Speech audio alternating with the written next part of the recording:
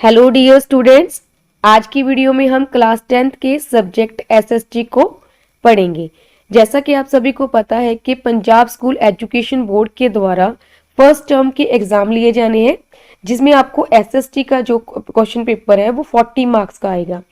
वो सभी एमसीक्यूज होंगे, सभी मल्टीपल चॉइस क्वेश्चंस होंगे और आपको ये इसका सिलेबस और पैटर्न भी अपलोड कर दिया गया है कि कौन कौन से चैप्टर आपको इस टर्म के एग्जाम में आएंगे। आज की वीडियो में हम सिविक्स का लेसन नंबर 1 के एमसीक्यूज डिस्कस करेंगे। आप सभी को पता होगा कि लेसन सिविक्स के आपको 3 लेसन आने हैं, 3 चैप्टर आने हैं, चैप्टर नंबर 1, 2 और 3। ठीक है, आज की वीडियो में हम लेसन नंबर 1 जिसका नाम है basic features of the Indian constitution, भारतीय संविधान के बेसिक फीचर्स के बारे में चैप्टर है, उसी से रिगार्डिंग हम आज के एमसीक्यूज डिस्कस करेंगे। तो फर्स्ट है हमारा पहला क्वेश्चन है, Indian constitution came into force on. जो इंडियन कॉन्स्टिट्यूशन है केम इनटू फोर्स ऑन मतलब कब इंप्लीमेंट हुआ था, कब फोर्स में आया था, ठीक है, लागू कब हुआ था। तो ऑप्शन ए है 15 अगस्त 1947। तो आपको झट से दिमाग में आना चाहिए तो इस दिन तो हमें इंडिपेंडेंस मिली, तो ये तो हो नहीं सकता। ठीक है, तो जो इंडियन कॉन्स्टिट्यूशन है वो इंप्लीमेंट कब हुआ था, 26 जनवरी 1950। ठीक है, 26 जनवरी 1950 को हमारा जो कॉन्स्टिट्यूशन है वो इम्प्लीमेंट हुआ था। ये भी आ सकता है आपको केम इनटू फोर्स ऑन या इम्प्लीमेंट। ठीक है, तो इसमें हमें क्या पता चलता है 26 जनवरी 1950। तो सेकंड क्वेश्चन है, preamble of the Indian constitution begins with these words. Preamble, preamble है जो भारतीय संविधान का जो प्रस्तावना है, जो प्रीएम्बल है वो कौन से वर्ड से बिगिन होता है, स्टार्ट होता है। तो पहला ऑप्शन है पीपल्स सॉवरेनिटी, या republic of India, democratic India, या we the people of India. तो आपने अगर आपको ने पढ़ा है कि प्रीएम्बल क्या होता है तो स्टार्टिंग के जो वर्ड्स है वो यही है, we the people of India. तो ये वाला आंसर ऑप्शन डी इसका करेक्ट है। थर्ड क्वेश्चन है, एट प्रेजेंट देयर आर। ठीक है, ये क्वेश्चन मार्क नहीं है यहाँ पर। एट प्रेजेंट देयर आर क्या पूछा गया, 8 fundamental rights, 6 fundamental rights, 5 fundamental rights, 7 fundamental right. तो हमें पता है कि आज के टाइम मतलब अभी कितने फंडामेंटल राइट्स मिले हुए हमें, 6 फंडामेंटल राइट। तो ऑप्शन बी जो है वो करेक्ट है। ठीक है, 6 फंडामेंटल राइट्स है, right to equality, right to freedom, right against exploitation, right to freedom of religion. ठीक है, इसी तरह से कल्चरल एंड एजुकेशन राइट्स, ये 6 टोटल राइट्स हैं जो फंडामेंटल हमें मिले हुए हैं। ठीक है, नेक्स्ट क्वेश्चन है, fundamental rights are included in Indian constitution. Fundamental rights जो इंक्लूडेड है वो कौन से चैप्टर में है, तो in chapter 2, in chapter 3, in chapter 4। आप सभी को पता होगा कि फंडामेंटल जो राइट्स है, जो हमें अधिकार दिए गए हैं, वो कॉन्स्टिट्यूशन में चैप्टर नंबर 3 में ऐड है। ठीक है, सारा ही डिटेल में चैप्टर नंबर 3 में फंडामेंटल राइट्स को एक्सप्लेन किया गया है। तो इसका आंसर है B option, in chapter 3। Next है fifth question, directive principles of state policies are included in Indian citizen. Directive principles, ठीक है, फंडामेंटल राइट्स और डायरेक्टिव प्रिंसिपल्स। ठीक है, ये कौन से चैप्टर में है, ठीक है, वो तो थर्ड चैप्टर में। थर्ड चैप्टर में क्या इंक्लूड है, फंडामेंटल राइट्स। तो directive principle of state policy का कहाँ इंक्लूडेड है, इन चैप्टर 4। ठीक है, इन चैप्टर 4 या इन पार्ट 4। ठीक है, ये कौन से पार्ट में ऐड है, in part 4, directive principles. Next question है, fundamental duties of Indian citizen were added in the constitution by. जो फंडामेंटल ड्यूटीज, अभी पहले हमने बात की है फंडामेंटल राइट्स की, जो हमें मौलिक अधिकार दिए गए हैं वो तो हमें 6 दिए गए हैं, मगर अधिकारों के साथ साथ हमें कुछ ड्यूटीज भी दी गई हैं। ठीक है, इसे एक ही सिक्के के, एक ही कॉइन की 2 साइड भी कहा जाता है। ठीक है, जैसे जैसे हमें कोई राइट मिलता है ऐसे वैसे हमारी ड्यूटी भी बनती है उसके रिगार्डिंग। ठीक है, तो फंडामेंटल ड्यूटीज कब ऐड की गई थी, ठीक है। तो ये कब ऐड हुई थी? 42nd अमेंडमेंट जब हुई थी। अमेंडमेंट होता है चेंज करना, ठीक है। संविधान में जो भी हमारे कॉन्स्टिट्यूशन में अगर कुछ चेंजेस करनी है तो वो अमेंडमेंट करनी पड़ती है मेजोरिटी के साथ कभी, ठीक है। तो 42nd जब अमेंडमेंट हुई तो इसमें फंडामेंटल ड्यूटीज भी ऐड की गई। पहले के हमें सिर्फ राइट्स मिले थे, मगर बाद में इसकी जरूरत को देखते हुए इसमें फंडामेंटल ड्यूटीज को भी ऐड किया। तो कौन सी अमेंडमेंट हुई थी? 42nd amendment. Next, what is preamble? अभी हमने पहले क्वेश्चन किया था प्रीएम्बल कौन से वर्ड से स्टार्ट होता है? We the people of India. मगर अभी प्रीएम्बल होता क्या है? Right to the people, introduction to the constitution या राइट टू इक्वालिटी? तो इसका आंसर है इंट्रोडक्शन टू द कॉन्स्टिट्यूशन। जब भी हम कॉन्स्टिट्यूशन जो देखते हैं तो सबसे जो पहले पार्ट पर जो सबसे पहले आता है तो वो प्रीएम्बल आता है, ठीक है। प्रीएम्बल लिखा हुआ आता है। तो प्रीएम्बल क्या है? Introduction to the constitution. Constitution की इंट्रोडक्शन देता है सारा प्रीएम्बल में जो लिखा हुआ है, ठीक है। तो प्रीएम्बल क्या है? Introduction to the constitution. Next question है, right to equality is the dash fundamental right. जो राइट टू इक्वालिटी है वो कौन सा राइट है? फर्स्ट है, सेकंड है, थर्ड है या फोर्थ है? तो फर्स्ट राइट जो है वो है हमारा राइट टू इक्वालिटी। सेकंड है राइट टू फ्रीडम, ठीक है। इसके भी अलग अलग जो 6 राइट्स दिए गए हैं उसके आर्टिकल, जो राइट टू इक्वालिटी है, right to equality, right to 14 to article 14 to 18 हमें राइट टू इक्वालिटी के मिले हुए हैं, ठीक है। राइट्स मिले हुए हैं। तो ये फर्स्ट फंडामेंटल राइट है। राइट टू इक्वालिटी क्या है? First fundamental right. नेक्स्ट है क्वेश्चन नंबर 9, सॉवरन स्टेट मी। सॉवरन स्टेट क्या होती है? Completely independent in its internal affair, completely independent in its external affair, या completely independent in its internal and external affair. तो जो सॉवरन स्टेट क्या मतलब ही क्या होता है, ठीक है। सॉवरन स्टेट का मतलब होता है जब कंप्लीटली इंडिपेंडेंट होती है अपने इंटरनल और एक्सटर्नल अफेयर के कारण, ठीक है। जो भी स्टेट इंडिपेंडेंट है पूरी तरह अपने इंटरनल, कोई भी अंदरूनी जो है, जो देश के अंदर कोई भी फैसला लेना है तो किसी पे डिपेंड नहीं करती। इसी तरह बाहर भी अगर बाहरली किसी भी कंट्री के साथ हमने कैसे रिलेशन रखने हैं, कैसे उनके साथ पॉलिसीज बनानी है, तो ये भी सारा कुछ इंडिपेंडेंट होके करती है। तो वो स्टेट कौन सी होती है? सॉवरन स्टेट, ठीक है। तो जो कंप्लीटली इंडिपेंडेंट होती है अपने अंदरूनी और बाहरी मामलों में, किसी से डिपेंड नहीं होती, ठीक है। तो इसमें आंसर क्या है? Completely independent in its internal and external affair, ठीक है। सॉवरन स्टेट का मतलब होता है इंडिपेंडेंट, ठीक है। Next 10th question, in which state head is elected directly और इनडायरेक्टली बाय द पीपल, ठीक है। कौन सी स्टेट है वो, उसे कौन सी स्टेट कहते हैं जिसमें हेड, जो हेड होता है वो डायरेक्टली या इनडायरेक्टली तौर पे लोगों के द्वारा चुना जाता है? तो रिपब्लिकन स्टेट या सेकुलर स्टेट या सॉवरन स्टेट। अभी हमें पता है कि जो सेकुलर स्टेट का, सेकुलर का मतलब क्या होता है?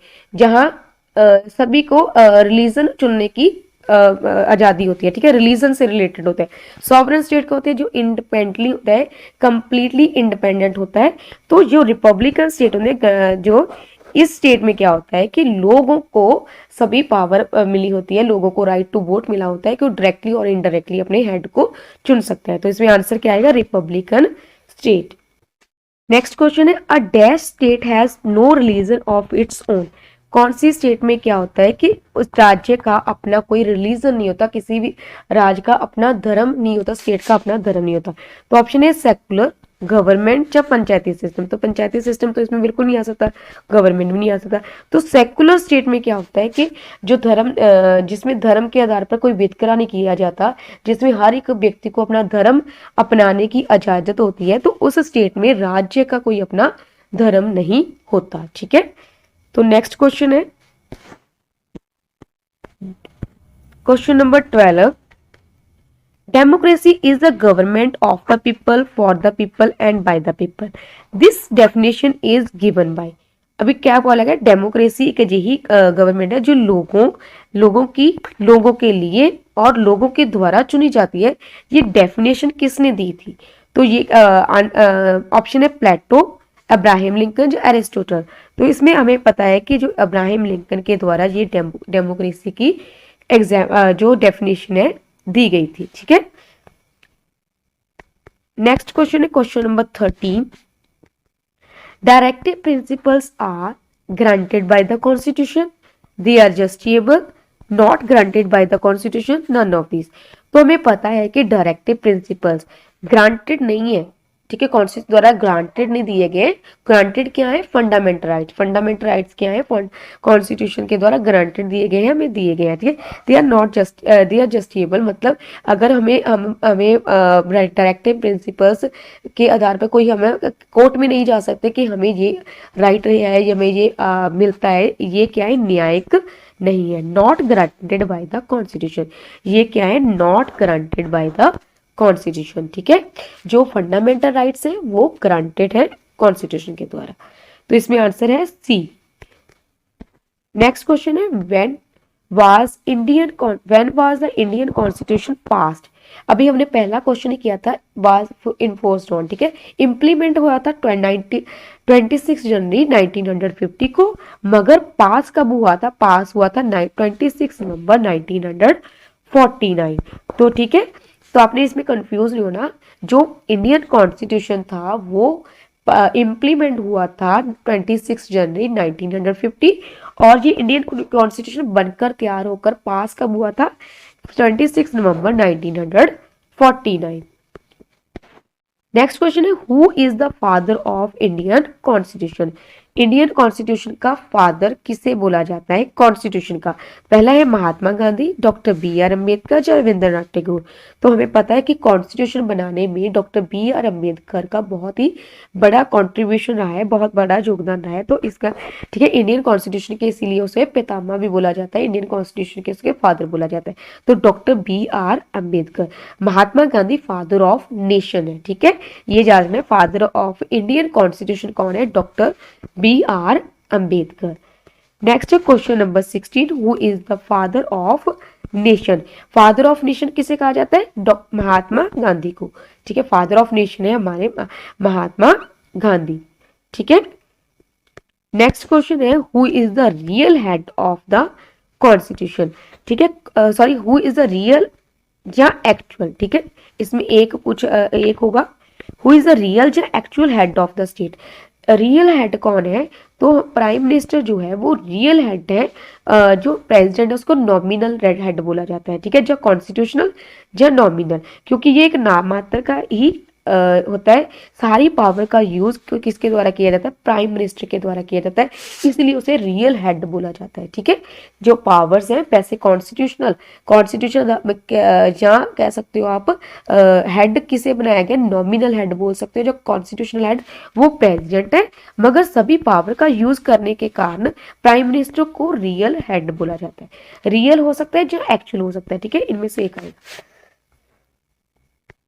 नेक्स्ट क्वेश्चन है who is the constitutional head. संविधान में हेड का किसे कहा गया है?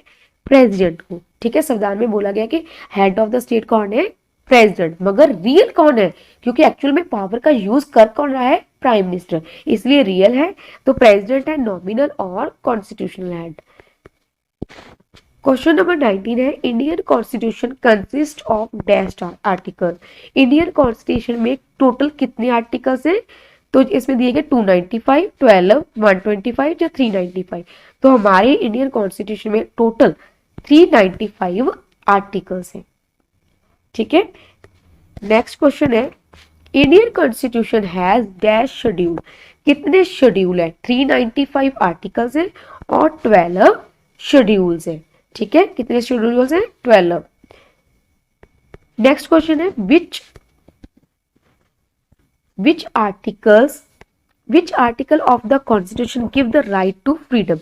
कौन सी आर्टिकल के अंडर हमें राइट टू फ्रीडम का जो है अधिकार, राइट टू फ्रीडम मिलता है? तो आर्टिकल आपको पता होना चाहिए, आर्टिकल 14 to 18 तो है right to equality, article 19 to 22 है हमारा राइट टू फ्रीडम, 25 to 28 क्या है? Right to freedom of religion. हमें कौन सा पूछा गया? हमें पूछा गया राइट टू फ्रीडम। तो राइट टू फ्रीडम हमें मिलता है आर्टिकल 19 to 22 के अंडर। ठीक है।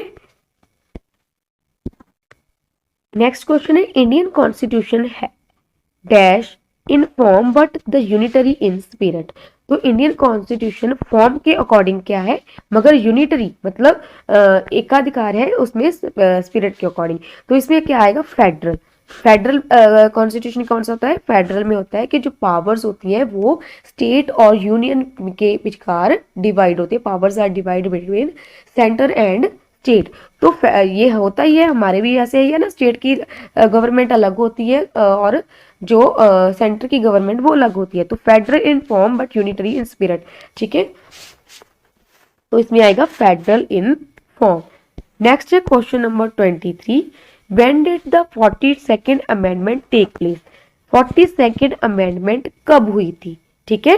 तो अभी हमने पहले भी किया था, जो फंडामेंटल राइट्स हैं वो कब इंक्लूड हुए थे, जब 42nd अमेंडमेंट हुई थी।